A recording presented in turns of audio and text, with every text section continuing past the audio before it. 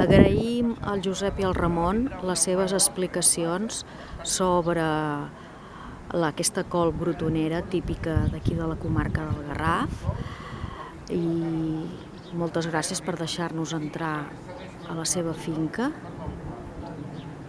Com podeu veure, ara ja estan pràcticament la majoria espigats. Per això ve el nom d'espigall. Quan s'espiga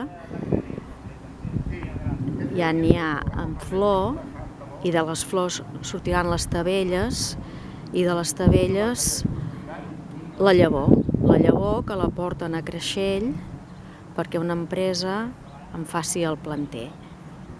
El planter, quan un cop està crescut, el planten a la primera setmana d'agost, abans de la festa major, i les plantes ja van creixent i es poden començar a menjar al mes d'octubre, però tot depèn del temps.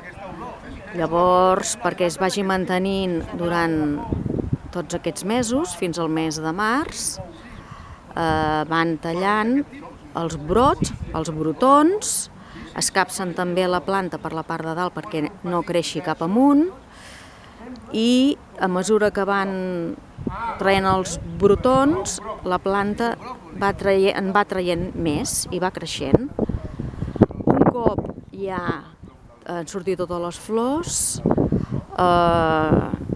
deixen la planta que s'assequi i l'arrenquen, i fins l'any que ve.